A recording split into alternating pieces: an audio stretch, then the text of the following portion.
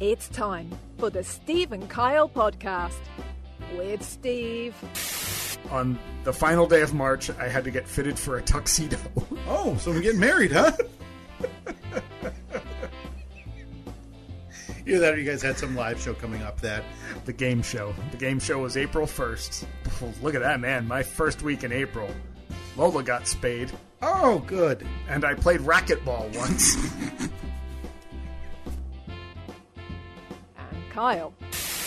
And I'm just making sure that somewhere in my phone I have a constant list of excuses so I don't have to come over for loaf night. Hey, we're doing meatloaf tonight. You want to come over? Shoot. My dog is dead. Well, it shouldn't keep you from coming out then. Ah, the other one's sick. Now, here they are, two guys who are living in style, Steve and Kyle.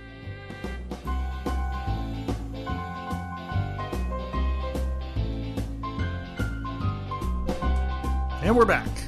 Here we are. Short episode alert. Just get that out of the way right now. Yeah, it's all a bit bunched together. We're trying to... We've been on a real tear lately. Yeah, everything in my ears sounds different this morning. Things do sound a bit off, right? I'm hoping things are getting to tape.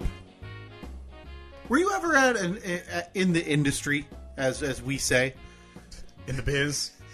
When you had to say things like, get that on tape? I don't think so. Like, what's your radio memory that would age you from what it's like today? Because obviously everything today is digital and super computerized. And see, I never did tape. I was never... Okay.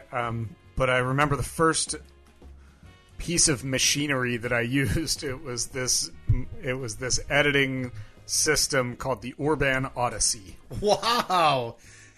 Even the name makes it sound like you were working in the 70s, and somehow that was emitting like radiation that was going to harm your body. What did you call it now? The Urban Odyssey. Here, Odyssey. I am going to put that on the poll. I can share that up on the screen if you'd like to see it. Yeah, I'm going to put that on the poll. That did the Urban Odyssey cause cancer? Yeah, these are my first memories of recording audio. It was like an audio. It was a software and hardware thing. So you had this big, like mixer type thing in front of you that had all of your tracks on it. Wow! It was paired with software on the screen. But this is my first editing experience. The Urban Odyssey. How much does this baby cost? I can't. I mean, at this point, it would be like one of those relics, right? Mm-hmm. Like that you would find in. Oh, it was awful. If you wanted to, so say you were producing something that was 15 minutes long. Mm-hmm. So you start at the beginning and you want to listen back to it, and then you think, oh man, there's something at the 14-minute mark that I want to double check on. You can't just like zoom out and then click at the end. You would have to. There was this little wheel, this scrub wheel right here. Yes. Which you would just have to turn and turn and turn and turn for like 10 minutes until you got to the end of it. It was terrible. That's remarkable. So where did you use that? You said you used that in radio, but like a local station? That was Monmouth University. Okay. And then my first internship at Millennium Radio Group, New Jersey, working for 94.3 The Point and 1310 WADB AM. And that was still the equipment. Yeah, briefly. They had that, and then one of the guy that I did my internship with, CJ, he used Pro Tools, which was like leaps and bounds. Like upgraded. Beyond. Yeah, and then we settled on Adobe Audition. Boy, we're getting real inside, aren't we? Well, I'm always curious because your career now has spanned into 1, 2, 3... Are you in 4 decades or just 3 now? No, it would have been early 2000s. Yeah, I think you all remember you were waving to the Twin Towers as you flew to England as they were coming down, standing for just 12 more days.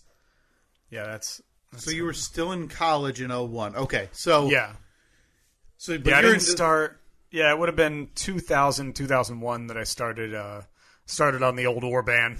So you are now the 3rd decade of your career. So obviously you've seen some things as they go. The aughts, the teens, now the 20s. But as we talked about I'm coming up. Look, I mean, I know I don't have to tell you this because I'm sure that the planning is already underway for my big 20th anniversary working in radio celebration.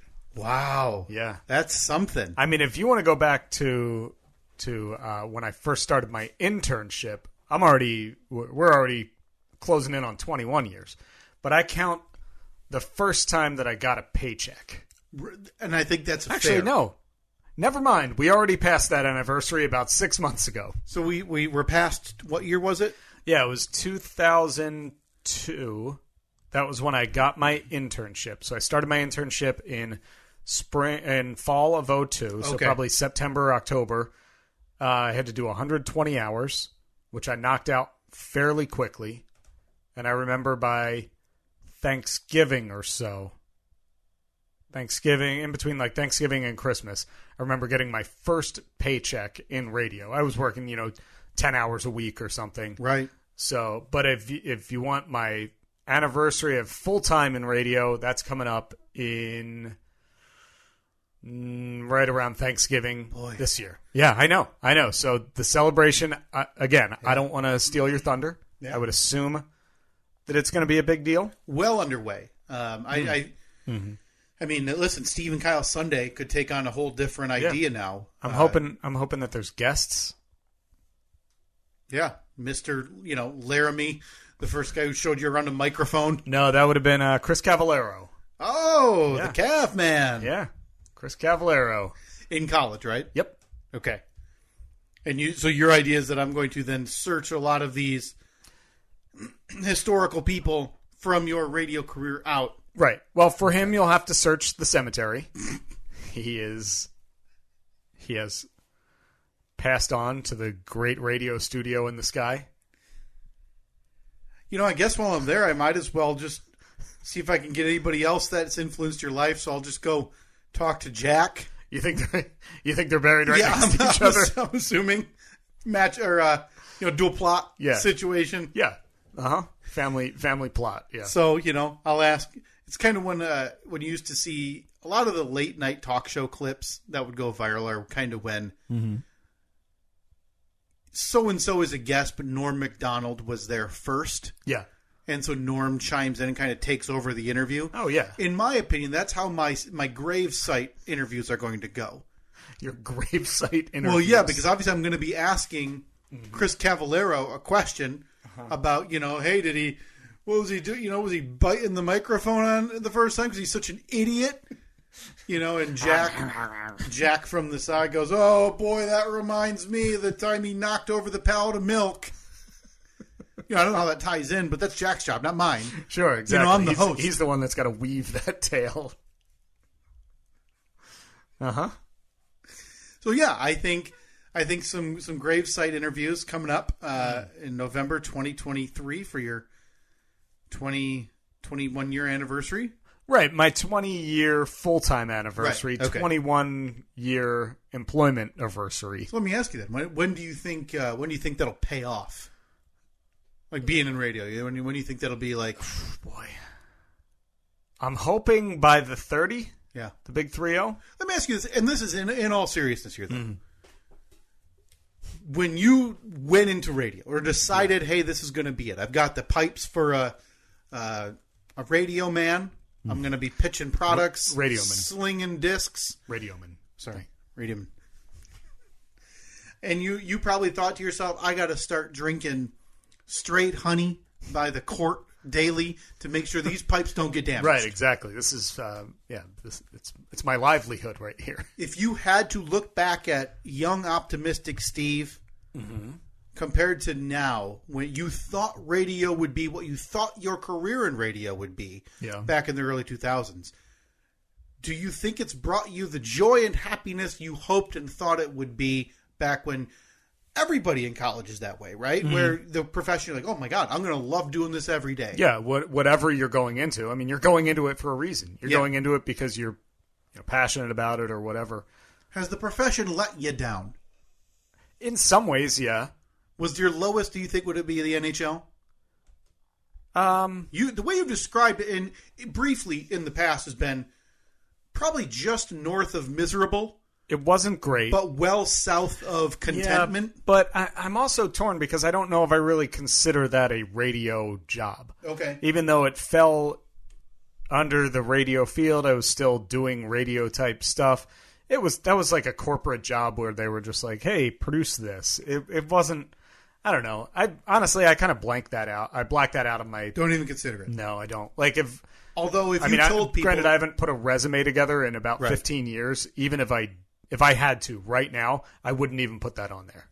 But I would bet if you were at whatever, social gathering, let's say you're single and you're out and about and you're on a date and they, hey, what's your history in radio? And you mentioned every other thing you've done. But you mentioned the NHL. What of all of your jobs, you're going to get every question about the NHL. That's the one that people ask mostly about, and I have the least to say about it because I don't really know what my job was, even though I worked there for almost a year. I'm not really sure. I'd like to see you start embellishing it. Be like, yeah, one day I just couldn't take it anymore. That hypocrite Bettman walked in and said, "Who's that guy in the booth?" And I told him. My interactions with Gary Bettman were brief. Did have a couple of them. Boy, that is... He invited us. I actually talked about this on the radio show recently. Did you? Yeah, I forget how it came up. That's a game ender, by the way. Like if people are saying, drop your celebrity sighting or your celebrity interaction. I would argue Gary Bettman is in the top tier, commissioner of a major of the sport. NHL. Yeah. Okay, my first interaction with him was I shared an elevator with him. Okay. And I believe that the interaction was, "Good morning, Mr. Bettman," and he said, "Good morning." Okay, so he didn't slap you on the side of the head and say, "You don't address me." Okay, nope. Good. He didn't have like security with him or anything. It was just me and him. Okay. My second interaction with him was there was at the time the NHL had a licensing agreement with XM Satellite Radio. Right. Before they combined with Sirius, I'm guessing, right? So we had a studio actually in the first floor of our building, which was 47th and 6th, right in just a block from Times Square in New York City, in the NHL store, powered by Reebok at the time. Don't know if it still is, but there was, this massive store, and you could buy any team jersey or anything you want. And then kind of like up in a little mezzanine area, there was a studio that XM had built. And we produced a daily radio show from there. It's called NHL Live. It was like a 2-hour show that aired on XM and on the NHL radio channel. And so every day there would be different guests. So basically my job was to reach out and look at what games took place last night. Mm-hmm. Find out like, oh, so-and-so had 4 goals last night. Let me see if I can get him on. So reaching out to... So you're kind of a booker... And a producer, doing it all. Okay. Yeah, reaching out to the PR person from that team, saying, "Hey, can we get so-and-so on? He had a great game last night. The guys would love to talk to him." Booking him. Then I'd be running the board, setting up the when the breaks are going to be and all of the nuts and bolts and the stuff that nobody cares about. So there was one time where they had Bettman on for the full 2 hours. It was like a town hall meeting or something, basically, where people could call in with any question for Gary Bettman, the commissioner. So I had a brief, I was sitting like me and you are right now, across from him for 2 hours. And there was a host there that was kind of like leading the way and setting up the questions and everything. But yeah, he was very pleasant at that time. And then the only other time that I had an interaction with him was when a bunch of us were invited up to the 15th floor, which is the executive floor at the NHL offices in Manhattan. Whoa. For a pizza party with the commissioner. Okay, so in lieu of, no doubt, a raise. Yeah. Look, in my defense, I was not there long enough to even consider getting a raise. So we went up there, and that was where the big conference rooms and all of the fancy places are. And we went up there thinking that we were it was like something that he would do every month. You'd have like 15 employees would be selected, and it was like, oh, it's your turn for pizza party with the commissioner. And you can kind of go up. And again, it was like a little town hall meeting type thing where we just sat there and ate pizza and shot the S with Gary Bettman. But the surprise was that we walked in and the Stanley Cup was there. Oh, that was pretty awesome. What are you, 25 at that point? This is 08, maybe 09, so I'm 27. Okay, so you're at this age where it's hard to compare, but in my mind, it's like when you're in elementary school and you get a pizza party with, at that point, the high school basketball team or something like that. I was going to say, right? Maybe the principal or something. Yeah. And you're like, oh, hey, guys. You sure are tall. Boy, it goes in that hoop, really? But, yeah. So you're trying to be, a grown-up adult in a important, maybe not important, but like a position of right. I'm no doubt wearing pants that are too baggy. No question. A shirt that was not ironed correctly, because that was the bummer of that job, is that I had to. It was like a business casual, I guess. I had to wear like slacks and like a long sleeve button down shirt every day. No tie, no jacket, but that was miserable. I hated that part of it. Can I ask you this then? Do you remember, and this might be a total, you wouldn't, in a million years, you wouldn't remember it. Do you remember who was there as the keeper of the cup? Yeah, it was that. Was it Phil? It was that blonde-haired dude. He kind of has like. Or was it Mike? I don't know. Okay, I was just wondering, because a lot of people may not know, there are, I think, 3 Stanley Cups, and 2 are essentially for show. Well, and for these PR appearances, whether it be, if they're at a radio station event or NHL gives back to the kids, they're bringing the fake cup to those, or one of the fake cups, because they, obviously, the original Stanley Cup, any serious damage to that is going to be hard to rectify. Yeah, because the thing with the Stanley Cup is it's made up of like concentric rings, and each of the rings has a spot for whoever won the cup.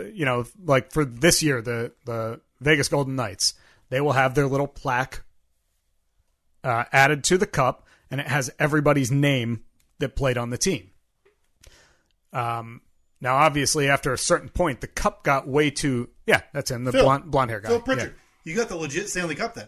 Yeah. Phil is the guy who handles the real one at all times. But yeah, I mean, after a certain amount of time, the cup would have been like 12 feet tall because they kept adding rings to it. So what they do is every so often they remove one of the rings, yes, and add a new ring, so it always stays the same height. Yeah. And then I'm assuming that those rings are in the Hall of Fame. Yeah, either that or encased somewhere, so they're not just lost to forever, right? So at one point, I had a picture of me with the Stanley Cup, but as I talked about on the side gig recently, I'm pretty sure it was taken with my old flip phone, so it's probably gone forever. Man. But yeah, that was my brief stint at the league. And I would have been laid off, too. If I hadn't left... Lockout, you think? No, not a lockout. It was, for some reason... Because I was hired in at the same time. There were like 5 or 6 of us that all started at the same time. We were all same level.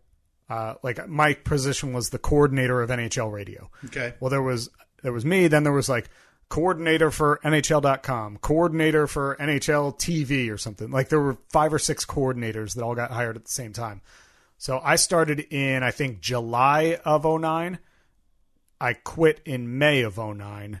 Or July of 2008, and then I quit in May of 2009. And everybody else that got hired at the same time as me, that started at the same time as me, they were all let go like a year after they started. So that position as a whole was seemingly going away? I'm assuming. Yeah, I don't know why. Woo! I don't know what the issue was. But if I had stayed there another 2 months, I don't know for a fact, but it seems likely that I would have been laid off. Wow. You got out at the right time then. But like you said, you were looking to get away. I could have collected that unemployment. But had a great summer. Great summer. At that point, though, it's a little... The novelty that you would have of being like, working in Manhattan, it's no big deal. Take a couple subways in every morning. Now I got the cash so I can buy another jet ski. Because you know what? The only thing that goes better than one jet ski at the storage unit 10 miles away from my apartment is 2... Of course, now I got to get a bigger storage unit to fit a second jet ski in there. A new trailer or a different trailer. But it's okay. Nothing's going to go wrong. I work for the league. We are really taking a walk down my memory lane here with Orban Odyssey. By the way, I found a better picture of the Orban Odyssey. That old ancient. You need to see. I forgot. It wasn't just like the mixer in front of you and a monitor. It was a whole workstation. So if you would direct your attention. Oh my God, that's like. Yeah, it looks like E.T. It's like what you see now when you're in the hospital and one of those mobile registration people walk in. It's a moving desk, but this thing obviously has a computer screen from the 90s or a monitor from the 90s and not a keyboard, but like 1.8 times as big as a keyboard. It's big. So, boy. I think I should get one. If I can find one cheap, I'd buy it. Absolutely. Would you, just for the memories? Yeah. Like, well, you wouldn't do. There's nothing to do with it. I'd set anymore, it up right underneath our TV. Okay. I'd get rid of the monitor on the top of it, and I would just plug it into the Tron. Oh, right. Absolutely. Yeah. And then you could go back to the good old days of editing audio. This was going into the lab. That crap that you call going into the lab? Yeah. You know what? The only difference, like with that, I wouldn't have to leave a piece of my soul. That's true. I wouldn't have to leave it because that would take it from me. It seems like based on the size and efficiency of it. Because I don't know, this got me thinking that you mentioned, your 20-year thing in radio, and you're been doing it a long time. Keep me in the dark about the big celebration that's planned. I don't want any spoilers. One thing I can guarantee is I will keep you in the dark. But you've dabbled. Your most, maybe it's not your most recent dabbling, but the most recent one I know about, outside of, the day-to-day that you do, was it has to have been at least a year, maybe even 2 years, since we were introduced to Royal. And the other, I don't even remember. I apologize. I feel like I may have stolen some of that dream of yours because I was a little bit too much. In terms of over the top. Yeah. But now, for those who don't remember, Royal was, I had signed up to be a freelance voiceover artist. That's right. On this website. And what you do is you go onto the website and you basically tell it what type of, I don't know, I guess for lack of a better term, what type of voice you have. So for me, it's like. Up your profile, what did you put? Did you put like every white guy you've ever met? Basically. Okay, good. Yeah, because I remember that there was a spot in there where it was like, can you do impressions? Right. And if so, who can you do? And blah, blah, blah. So what languages do you speak? Because for people looking for voiceovers, maybe it's somebody looking for a voiceover for a how-to video that they're posting on YouTube or something. So it's like, open the packaging. Take out the screwdriver and attach parts A and part B. But I mean, that's really good. That's pretty good. You should really focus in on that. On. Shh. Open the packaging. Take out the screwdriver and connect parts A and B. You are now complete. Hey, okay. Okay. I gotta tell you, I think you might have something there. Got chills. Maybe update your profile because we were. Okay, all right. I can do how-to videos. When we were starting to look, whenever this was, years ago, 1 or 2 years ago, whenever, we were really focused on you being able to utilize your limited fake James Earl Jones. Yeah. But now I think we need to pivot. To how-to videos? To, like, I need you with T-shirt, with a pocket over your chest, tucked into your light acid-washed blue jeans with a belt. Okay. All right. Full dad version of white guy how-to video reading. Done. Let me update the profile right now. But did you ever do anything with that? Do you still get? I did a couple of them. Applied for them. Yeah, right? Applied for them. But the issue is, it's a free site. Anybody can sign up. Right. But idiots who don't have that distinctive voice. But if you don't pay for whatever their first tier membership is, you basically get the scraps. They'll send you a notification saying this fits your description, and you'll have. But the deadline for the for applying for the job is like 14 minutes from now. Right. So yeah, I think I might have done one that I actually got paid for. Hey, like $50 or something. You sought it out. I'd like you to seek that out and see like where it where's it at? No, actually, I did do one, but it wasn't through that website. It was actually a friend of mine. The company he was working at the time was producing a how-to instructional video or something. So I recorded a couple pages of info for him. Okay. So yeah, every week, a couple times a week, I get an email from them saying, here are some new opportunities on the website. See if any of these fit. Now, it's supposed to send me an email catering them to the voice that I have. Like, I'm not a native Chinese speaker or I don't speak Portuguese, so I shouldn't get the ones that are looking for female Portuguese speaker because that's not really what I do. Yeah.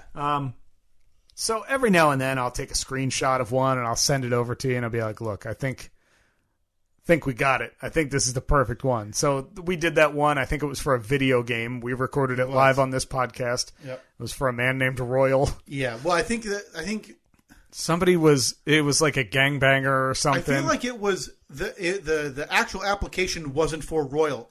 I was Royal, who was simply your foil.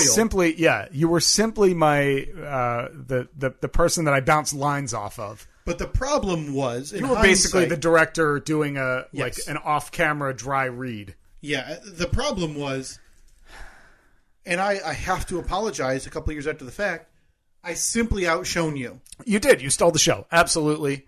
And I don't know if that's what they wanted out of Royal, or if that took away from what the other character was needing. But you didn't hear back on that one? No, I did not. Now, Royal was supposed to be, again, a gangbanger, but I think you took it in a completely opposite role. You decided that Royal was actually a royal, a member of the royal family. I wish we had that audio. Maybe I'll post that. We talked last week off air about I'm going to start inserting the Friday flashback into the podcast feed. I'll try to find and post this week the royal. When we recorded as Royal. Okay, so I got an email from the voiceover service this week. Oh, so you have a recent one. I do. Now, is this one that you think you'd be in the mix for? Absolutely. I think that our payday has finally arrived. Okay. So if you look up at the screen, I'd like to show you the email. Okay. So it's receiving proposals. Yep. Inviting people. Right up here, if you look at the... Okay. This is, I would argue, at least the second half of this is something that did not exist 2 years ago, 3 years ago. It wasn't a thing. So right. The project, a couple of years. The project that you received an invite for is for a young adult male. Done. Because obviously I'm in my late 20s. Yes. Some would say early 30s, but that's still young. Not safe for work narration and ASMR audiobook. Okay. That's auto-sensory... Yeah, it's something. Basically, it's if you watch a lot of like TikTok or Instagram Reels or something, and it's people when they talk like this, and they're giving you really describing things in great detail and showing you how to... Or sounds, too. Like they'll use like whether they're rubbing things together, like whatever. Sandpaper or something. And it... For certain people who get that ASMR reaction, it'll almost be like a tingling sensation in like the back of your neck or in the bottom of your skull, and I don't know, it's like a soothing sensation. And it's like there are people who have full careers doing ASMR videos, right? And it's really no different than. Excuse me, if you could, can you respond in your ASMR voice? It's really not a lot different than why you see a lot of video game people.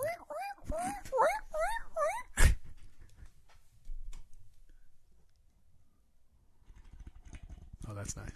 That's good. Yeah. There's a whole industry for... Now, audio-wise, you and I would... I think we could really pull it together here.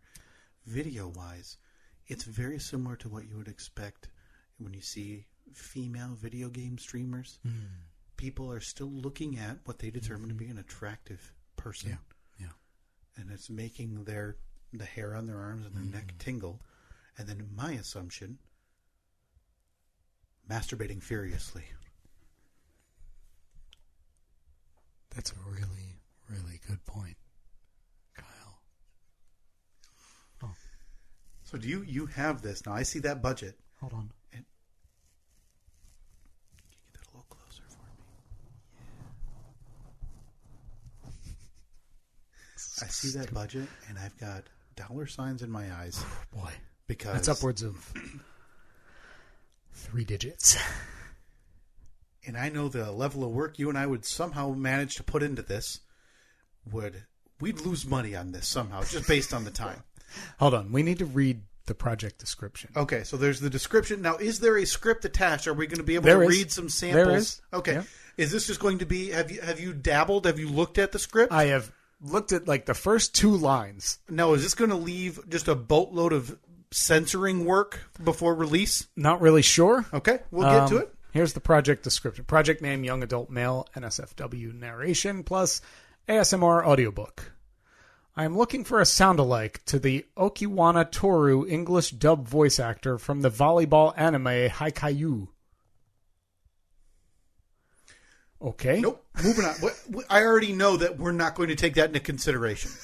So moving on. I am a British, UK-based fan fiction writer, and I write BL, which apparently stands for Boys Love, NSFW fan fiction, between the pairing of Hinata and Okiawa. Apologies, I know that I'm not saying those right. I'm sure you're slaughtering it. From the volleyball anime, Haikyuu. Haikyuu. Volleyball anime. Huh. That's something that I never would have thought was a thing.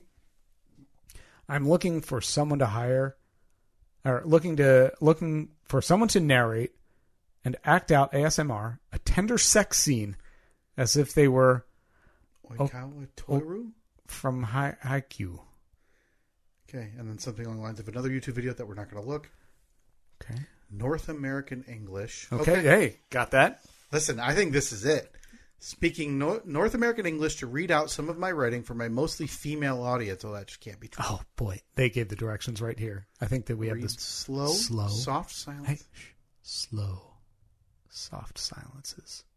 Quiet, intimate, romantic, but with lots of moaning, panting, and sexual sounds. Well, we've got Toby here. So he can handle the panting. 100% opportunity to work together, guys. So it sounds like it's Wait a minute, guaranteed you to forgot work about together. this line. Oh, sorry. It's a big world out there, and there are a lot of people make a lot of money from it.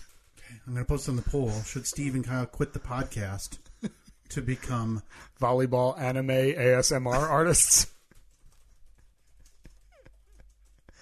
If the project goes well and my readers like it, there is a 100% opportunity to work together again. Make more content with the paid commissions. In a dream world, I would love to find the voice of the Okawa from my writing. Well, look no further, weird kid, who definitely... All right. You found them. They're right here.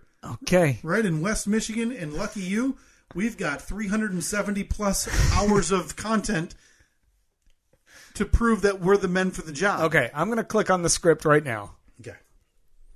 And then why don't we make this like a dual application? Mm-hmm. So we'll just go line for line. Okay. I'll do a line. You do a line. Absolutely. And remember, we're doing this in ASMR voice. Volleyball sex voice. Oh, look at that. Oikarwa. Oikarwa. They spelled it out for us there. Beautiful. And Hinater. Okay, so this is... We are... Oof, boy. This... Okay, so do you want to go sentence? Let's go paragraph by paragraph. Okay. Do you want to start or me start? I guess. Well, why don't I do this big? Yep, you this do the big paragraph, opening and graph. then you just kind of go. I'll go until right there. I'll read those. Go next to the 4. end. No, you have to do the last line.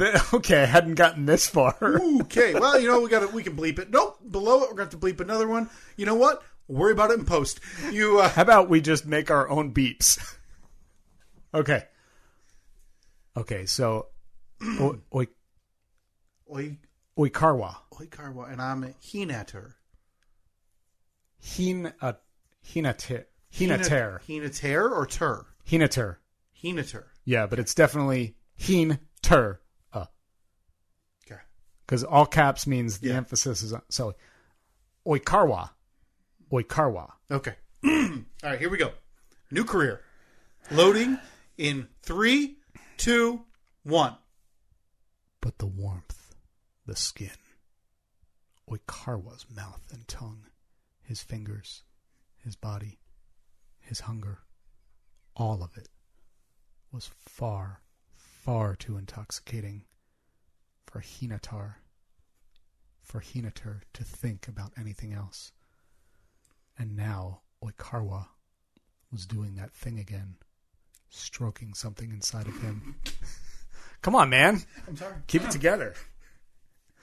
Stroking something inside of him that made Hinater feel weak, like one big melted gooey pink marshmallow.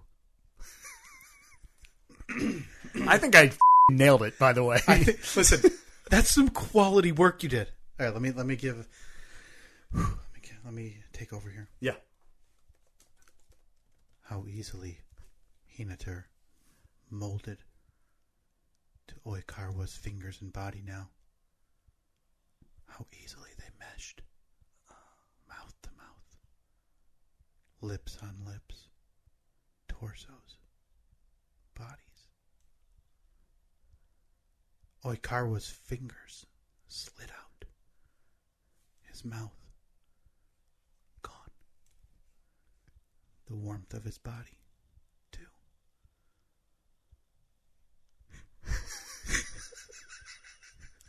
A crinkle of a wrapper. Another pump. And scene. It turns a bit more R-rated. NSFW, very accurate description. Yep. There is putting on protection. Oh. I mean, at least they're being responsible. Yes, there is a description of buttocks. I enjoyed my line about a big melted gooey pink marshmallow. So in advance.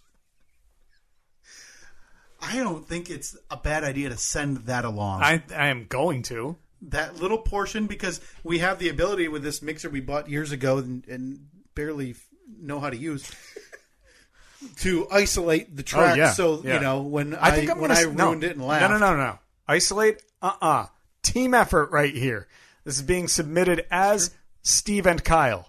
Not just Steve, not just Kyle. Package deal. You take us both or you take neither of us. This is it. So what we found here is this is somebody who ran into a little over $100 and really wants something that he can pound it to for a long time. Uh-huh. Perfect. Okay. Wow. I like to see us branch out. Yeah. I mean, we all like to make a little bit of money on the side, little side hustle. Very popular these days. Yep. We will keep you up to date on our new burgeoning career. Apologies for the short episode. I hope it was worth it with those last 5 minutes or so. Please let us know how turned on you are. Scale, whatever scale you prefer. Yeah. A scale of a crinkle from a condom wrapper to a melted pink gooey marshmallow. Or anywhere in between. Let us know. And I would argue, as a bonus, if you really felt it, you would be all the way to lubed tip. So apologies, but seems like we're going to be wrapping up this podcast because we obviously have... Oh, this ad said it. There's money there. Yeah. A lot of people make a lot of money. Look, we have a couple of podcasts. We have a couple of episodes already recorded. So if you hear them over the next few weeks, don't get false hope that we're still around. We could be done. Because we're obviously now big into volleyball, hentai, that's right, anime. I don't know where the volleyball plays into this whole script. I got to do some research. But yeah, those YouTube videos that probably you don't want on your YouTube history. I'm not going to be asking you some questions. Yeah. Hey, question for you. I've known you for a lot of years now, Steve. I was trying to pull up an episode of Paw Patrol for Evelyn, and this was in your history. Saw Hinata and Oikawa They started playing volleyball, but they did not end on the volleyball court, Steve. At Steve and Kyle, Facebook, Twitter, and Instagram, let us know your thoughts on our budding careers as a voiceover tag team duo for Japanese volleyball anime. Definitely not porn. We'll talk to you next week. See ya.